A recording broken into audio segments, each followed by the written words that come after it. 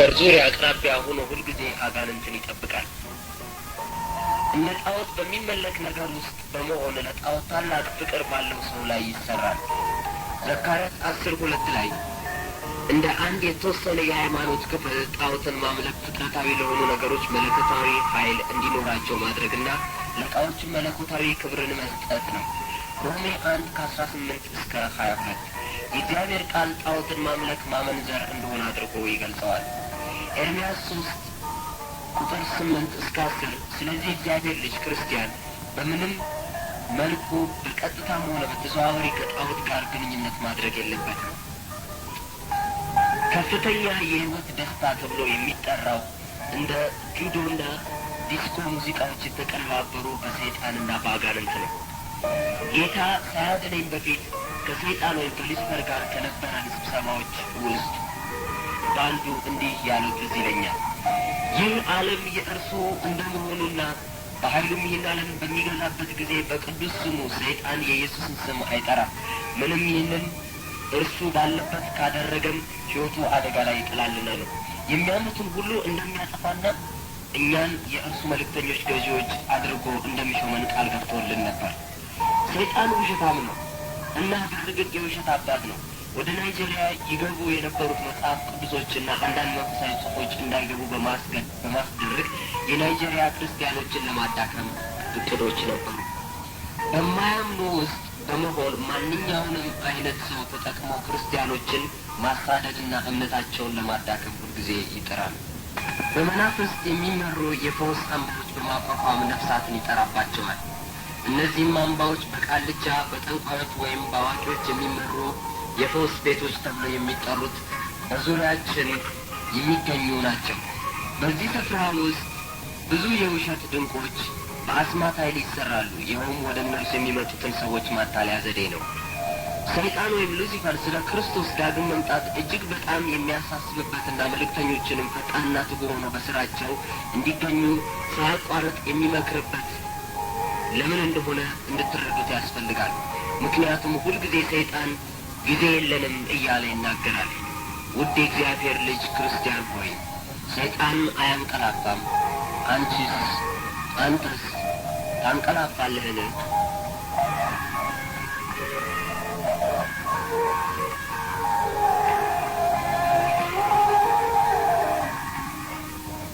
የአማኞች የጦር መሳሪያ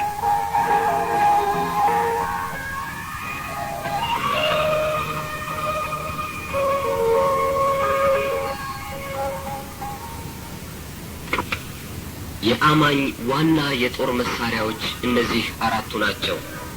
እነሱም የኢየሱስ ክርስቶስ ስም፣ የኢየሱስ ክርስቶስ ደም፣ የእግዚአብሔር ቃልና የምስጋና ሕይወት ናቸው። በቀረውስ በጌታና በኃይሉ ችሎት የበረታችሁ ሁኑ፣ የዲያብሎስን ሽንገላ ትቃወሙ ዘንድ እንዲቻላችሁ የእግዚአብሔርን ዕቃ ጦር ሁሉ ልበሱ። ኤፌሶን ምዕራፍ 10:11 እነርሱም ከበጉ ደም የተነሳ ከምስክራቸውም ቃል የተነሳ ድል ነሱት። ራእይ 12:11 በዚህ ነገር አስቀድሜ ብዙ ተናግሬያለሁ። ነገር ግን አንዳንድ ጥቂት ነገሮችን ለመጨመር ያህል ደግመዋለሁ። በመጀመሪያ ደረጃ ባካችሁ በዚያን በኢየሱስ ስም ኃይል እንዳለው እወቁ፣ የኢየሱስ ደምም ኃይል እንዳለው እወቁ።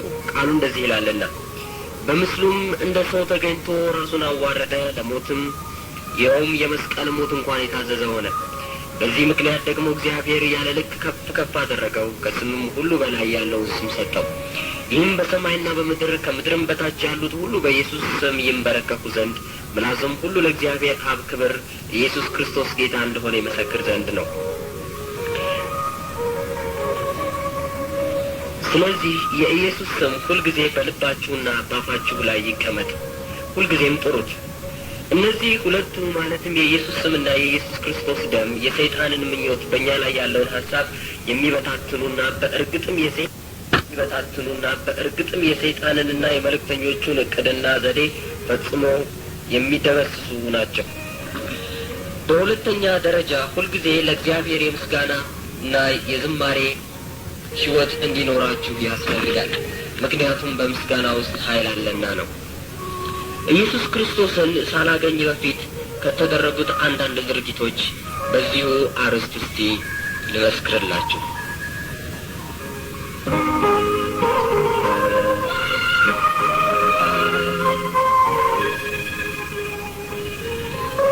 አንድ የቤተ ክርስቲያን መጋቢ ሰው ነበር። እርሱም የመጋቢነት አገልግሎቱን የሚሰጠው በአቡቴ ሜታ በምትገኝ ቤተ ክርስቲያን ነበር። እኔም ላጠፋው አሰብኩኝ። ምክንያቱም ይህ ሰው የሚከተሉትን በመስራት ያስቸግረን ነበርና ነው። አንደኛ፣ በማለዳ ሰዎችን ጠርቶ የማለዳ ስብከት በመስበክ ሰላማችንን ያፈርሰብን ነበር። ሁለተኛ፣ በአቡቴ ሜታ በሚገኝ በአኬንቶላ መንገድ ቁጥር 2 የአውቶቡስ ማቆሚያ ላይ በድምፅ ማውገያ ይሰብካል። በመስበክም ብቻ አላቆመም፣ አጋንንትን እያሰረ ያስቸግረን ነበር። ሶስተኛም ደግሞ በቤተ ክርስቲያን ውስጥ የጨለማው ኃይላትን ስራዎች በማጋለጥ ይሰብክ ነበር። ከዚያም አጋንንትን ያስርብናል። አራተኛም ደግሞ ብዙ ይጸልይ ነበር። አምስተኛም እንደዚሁ ሁልጊዜ ይዘምርና እግዚአብሔርን ያመሰግን ነበር። መልእክተኞቼን ላኩበት፣ ነገር ግን እነርሱም ሊገድሉት ስላልቻሉ ይህንን ጉዳይ እኔው ልፈጽመው ወሰንኩኝ። በምላችሁ ቀን በአዲሱ JRA ላይ ሲጓዝ አየሁት። እዚህ ላይ ስለዚህ መጋቢ እንድታውቁት የሚያስፈልገው ነገር 2 መላእክቶች፣ አንድ በግራ አንዱ በቀኝ፣ እንደዚሁም የዳመና አምዶች ሁልጊዜ አብረውት ነበሩ። እኛም እንዳንገድለው መሰናከል ሆኑብን። በዚህ ቀን ግን ምንም ነገር ባጠገቡ ስላላየው ተልእኮዬ በጣም አድርጎ እንደሚሳካልኝ እርግጠኛ ነበር። በመብረቅ ልመታው እችል ዘንድ ዝናብ እንዲዘንብ አዘዝኩኝ። ዝናብም ዘነበ፣ መብረቅም ይወርድ ጀመር። በአካባቢው የሚገኙትን ዛፎች ቅጠሎችን ያረግፍ ጀመር። ነገር ግን ይህ መጋቢ በደስታ እየዘመረ ይጓዛል።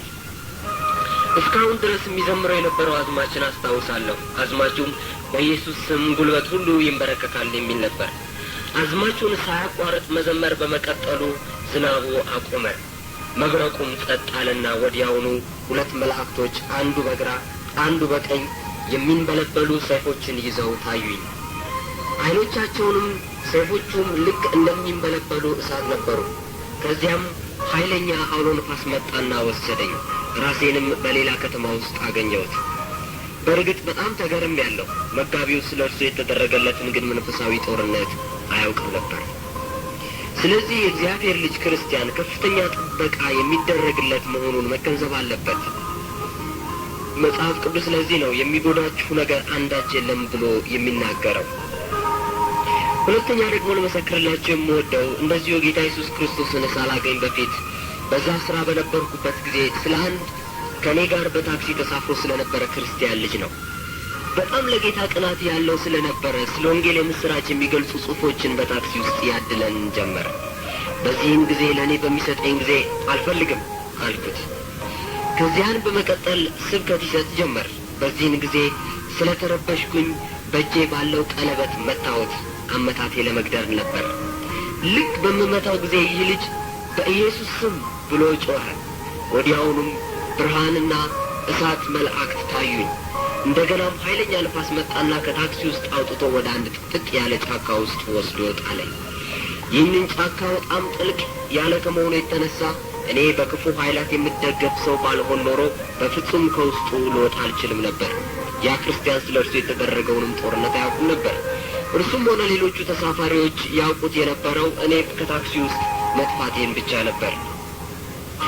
የኢየሱስ ክርስቶስ ስም ወይንም የኢየሱስ ክርስቶስ ደም ከአማኝ አፍ ውስጥ ሲወጣ እሳት ይልክብናል። ቃሉ እንደሚለው የጌታን ስም የጸና ግንብ ነው፣ ጻድቅ ወደ እርሱ ሮጦ ይድንበታል ይላል በምሳሌ 18:10 ላይ። አድማጬ ሆይ የእግዚአብሔር ልጅ ክርስቲያን ከሆንክ እግዚአብሔር በሁሉ ነገር ላይ ስሙን ከፍ ከፍ እንደሚያደርግ አስታውስ። መዝሙር 137 በቅንፍ 138 ቁጥር 2 ላይ ስለዚህ ቃሉ እንደሚፈጸምና እንደሚሆን በማመን ተናገረው። ያ የእግዚአብሔር ታላቁ ቃል ኪዳን ነውና ነው። እንደገናም እዚህ ላይ ልጠቅሰው የምፈልገው ነገር ቢኖር የምትናገሩት የምታውቁትን ብቻ መሆን እንዳለበት ነው። መጽሐፍ ቅዱስ የሚናገረን በቃሉ ሐሴት እንድናደርግና በቀን ሆነ በሌሊት ቃሉን እንድናስብ ነው። የእውነት ቃል በትክክል ለመናገር ቃሉን ማወቅ የግድ ያስፈልገናል። ምክንያቱም በቆላስይስ 3:16 ላይ የእግዚአብሔር ቃል በሙላት ይኖርባችሁ ይለናልና ነው። ስለዚህ ወደ መጽሐፍ ቅዱሳችን እንቅረብ። ሳናቋርጥ እንጸልይ። የዝማሬ ልብም ደግሞ ይኖረን። በጌታ በኢየሱስ ክርስቶስ ስም የተሰጠንን ስልጣን ደግሞ እንጠቀምበት።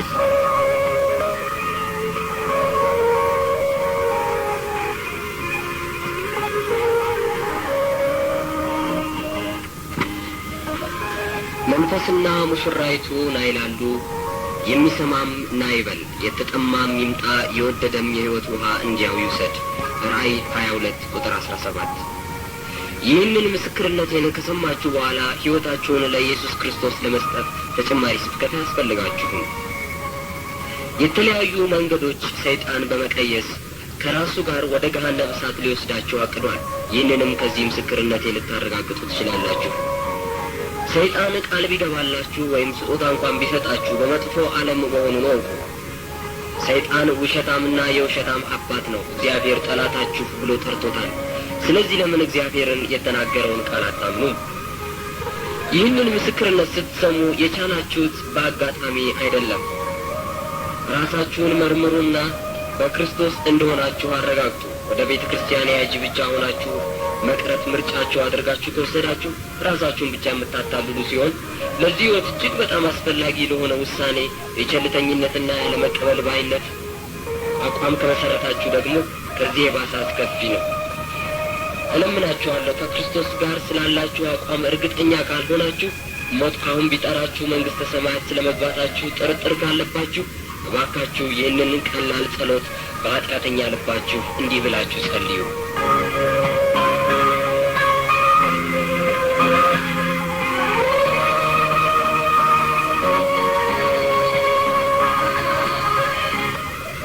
ጌታ ኢየሱስ ሆይ፣ ኃጢአተኛ እንደሆን ራሴንም መልካም ሥራዎችን በመስራት ላድን እንደማልችል አውቃለሁ።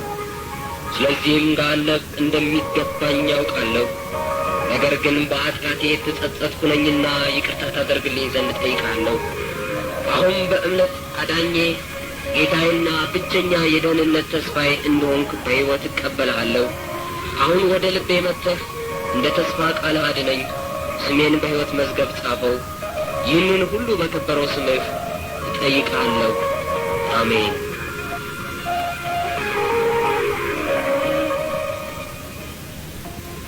ይህንን ጸሎት ከልብ ጸልየህ ወይም ጸልየሽ ከሆነ ከዚህ ቀጥዬ በምነግራችሁ አድራሻ በመጠቀም የበለጠ መንፈሳዊ ምክር ካስፈለጋችሁ ጻፉልኝ።